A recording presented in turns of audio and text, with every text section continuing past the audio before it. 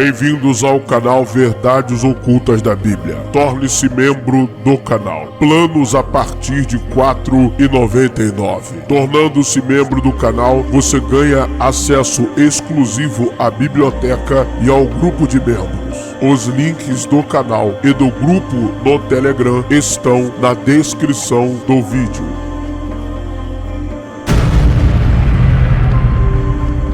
Ative o sino das notificações. Olá, meus amigos, bem-vindos ao canal Verdades Ocultas da Bíblia. Responda a seguinte pergunta: a Bíblia é um documento confiável para nós a utilizarmos como fonte segura de pesquisa histórica e arqueológica? Não. Nós sabemos que podemos utilizar as descrições bíblicas para ter uma ideia inicial para a realização de pesquisas arqueológicas. Sim, a Bíblia fornece dados que foram oriundos de documentos até extrabíblicos da mesma época em que os escribas viveram, ou até mesmo os escribas irão narrar eventos históricos, mas que eles irão incorporar as suas narrativas e também as suas descrições simbólicas destes eventos. Então, como documento histórico confiável, não podemos utilizá-la. Como um elemento para ajudar, auxiliar a nortear o princípio de pesquisas, sim, ela pode ser utilizada. Bom, esta não é a minha opinião. Esta é a conclusão academicamente que se chega através das mais avançadas pesquisas históricas e arqueológicas.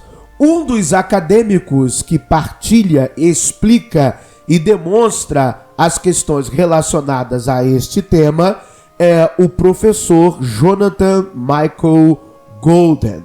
Jonathan Michael Golden é um respeitado arqueólogo e estudioso das antigas civilizações do Oriente Próximo. Seu trabalho é amplamente reconhecido por suas pesquisas inovadoras e suas contribuições para a compreensão da história e cultura de Canaã e Israel, com uma abordagem interdisciplinar e um fervor por desvendar os mistérios chamados assim do passado, os mistérios arqueológicos. O professor Golden apresenta uma visão perspicaz sobre as origens destas antigas civilizações e suas conexões com outras culturas da região.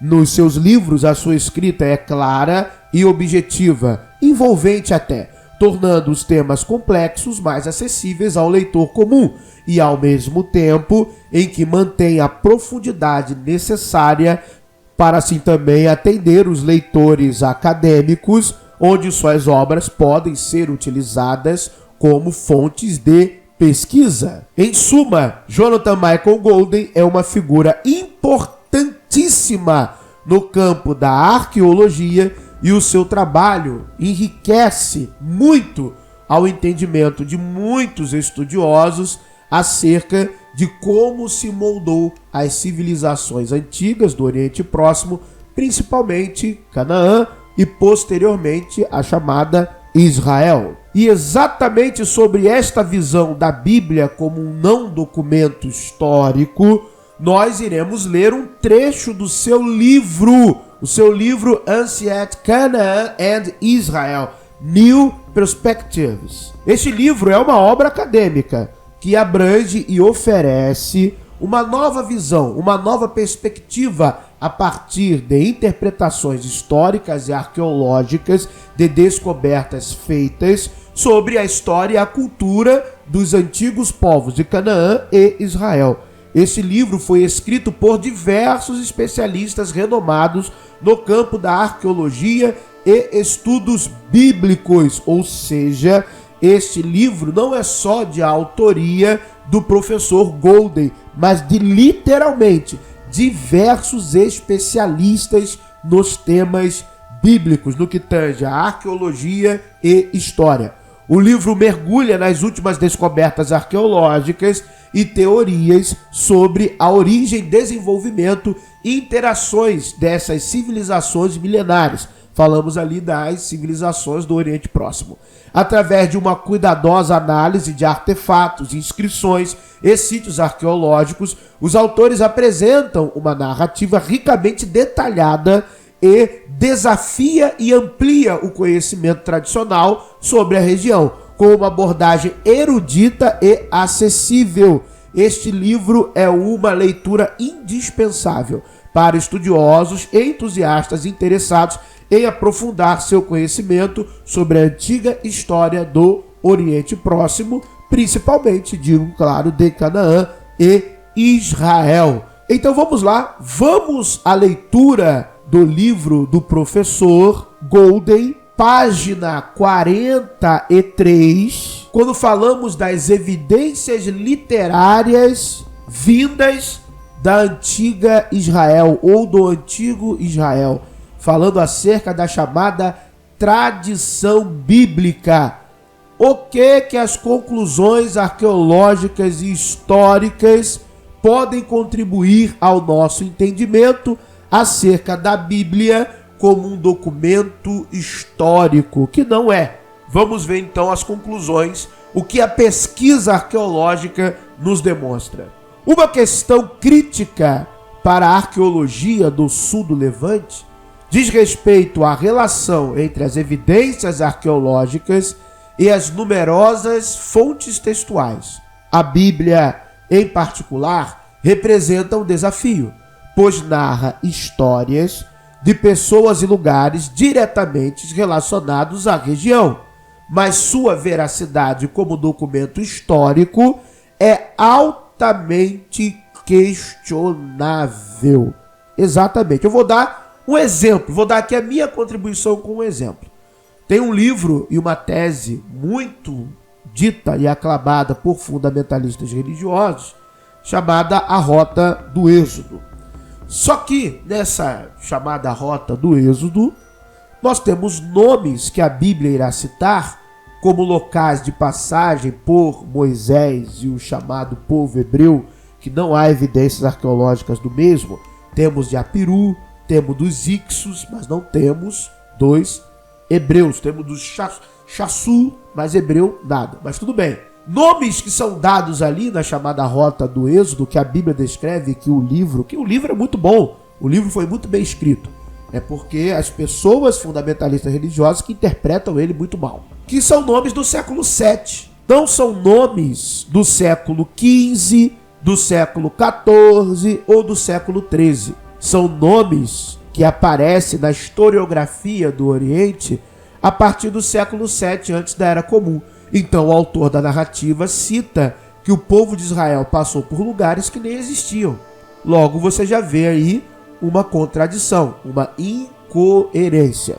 Uma outra coisa também é que a chamada Rota do Êxodo, ela está preenchida em determinados trechos por locais que foram de dominação egípcia, no sentido de ser uma rota comercial. Sim, uma rota que era utilizada não somente pelo povo hebreu, mas por comerciantes diversos. E havia também nessa rota controle egípcio. Sim, o Egito controlou literalmente Canaã por uma faixa de tempo de aproximadamente 300 anos. Temos evidências na época de Tutmoses III, por exemplo. Temos evidências na época do período Amarna, por exemplo, e outras tantas mais. Então, Israel, os hebreus, não peregrinou sobre uma rota do Êxodo sem que ninguém pudesse vê-los, supervisioná-los. E, principalmente, peregrinou em uma rota em que determinados nomes só surgem a partir do século VII. Então, como documento histórico, eu estou dando apenas um exemplo de tantos outros exemplos. Como documento histórico, ela é questionável. Vamos continuar a leitura. No entanto, a Bíblia é útil para arqueólogos e historiadores por diversas razões. Uma das razões, eu posso citar aqui, é porque as pessoas que escreveram moravam na região. Então elas vão detalhar geograficamente suas lendas, suas histórias, suas narrativas, vão detalhar dentro de um contexto geográfico real. Então, a realidade geográfica é uma. A realidade, se aquela história aconteceu ou não, é outra totalmente diferente. E é isso que não entra na cabeça do fundamentalista religioso também. Primeiramente, dentro da narrativa bíblica aparecem listas específicas, muitas das quais parecem derivar de documentos históricos reais incorporados diretamente ao texto. Exatamente. Além disso, alguns dos eventos descritos na Bíblia podem ser geralmente corroborados por outras fontes textuais, sendo estas últimas uma correção quanto à datação dos eventos. Isso aqui é muito importante. Por exemplo, guerras. Algumas guerras que terão correlação com a Bíblia hebraica, na verdade aconteceram em datações diferentes, ou aconteceram de maneiras diferentes. Não quer dizer que aquela guerra não aconteceu. A guerra aconteceu, mas não aconteceu como a Bíblia descreve, porque vão existir mais de uma fonte extrabíblicas que vão dizer como aquilo de fato ocorreu, que vão dar uma visão mais ampliada do acontecimento. Eu posso dar um exemplo aqui também? Claro, vou dar um exemplo. Quando Senaqueribe invade Judá, quando ocorre, por exemplo, a tomada de Laques, por exemplo, o evento com Ezequias. Ezequias paga tributo, a verdade é essa. Paga um pesado tributo e aí o exército se retira. Por quê? Por que não houve uma derrocada de 185 mil homens, 185 mil baixas no exército de Senaqueribe? Porque Senaqueribe, após sair de Judá, continua uma campanha militar. E pela densidade demográfica e populacional da época, não teria como um imperador ter uma baixa de 185 mil homens e continuar uma campanha militar de arrecadação de tributos. E as fontes extrabíblicas demonstram claramente, não só as fontes assírias, mas outras fontes também, que Senaqueribe continuou a sua campanha militar. Ele visitou outras regiões para impor a sua força e fazer a arrecadação de tributos. Então é bem simples, não é difícil de entender. Aliás, não é difícil de entender para quem estuda de verdade, para quem se aprofunda nos temas, para quem não é raso, não é superficial, não acredita em supostos arqueólogos com viés que mentem descaradamente, em vez de passar a parte científica. Vamos continuar a leitura do livro do professor. Grande parte do conhecimento que os arqueólogos têm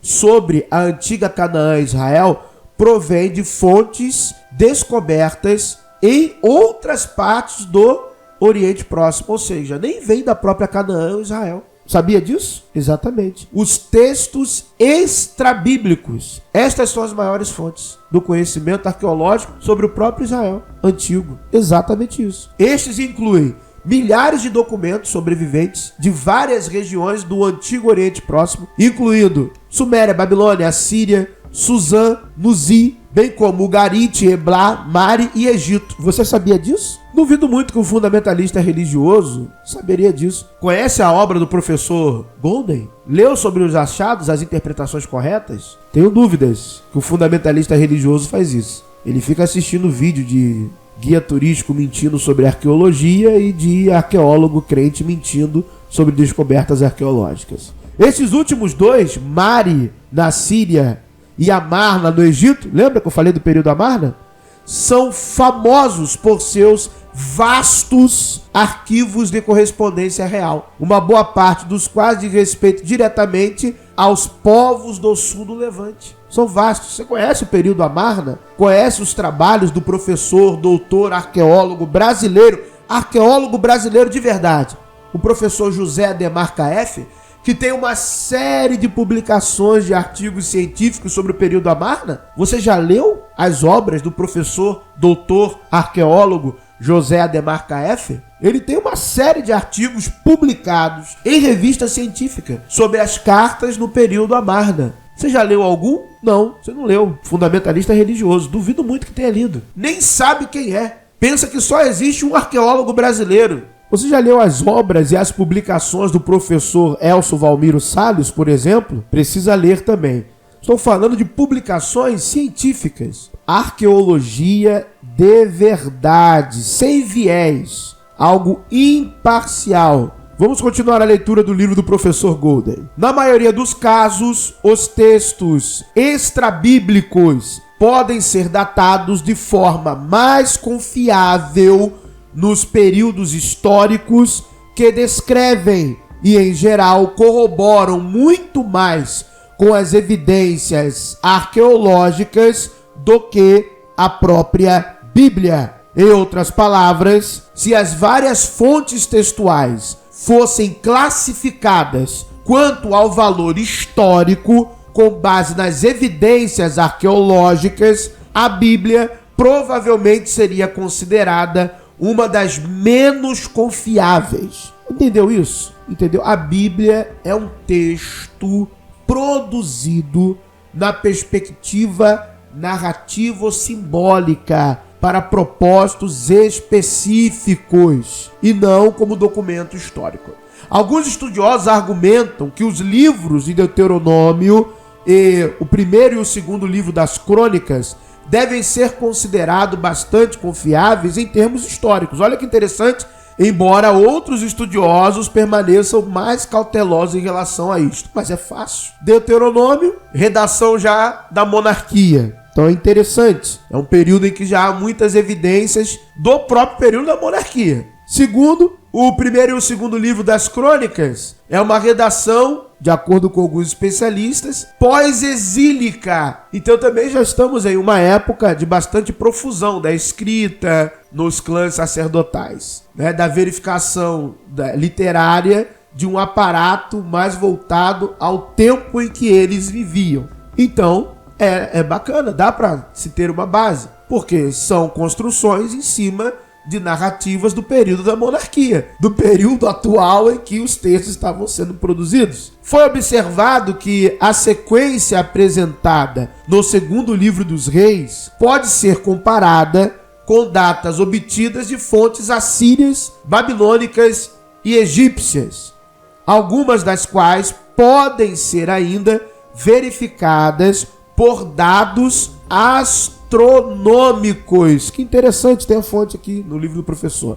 Lembra que eu sempre falo da questão astrológica? Sim, a astrologia, né, é a mãe da astronomia como ciência. Então parte da posição dos astros do céu e de eventos astrológicos.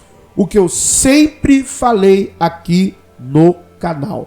Então aqui no canal nós estamos trabalhando sempre com as melhores fontes, os nomes mais renomados. Não é qualquer nome ou qualquer pessoa ou qualquer escritor, dado devido respeito àqueles que produzem obras científicas.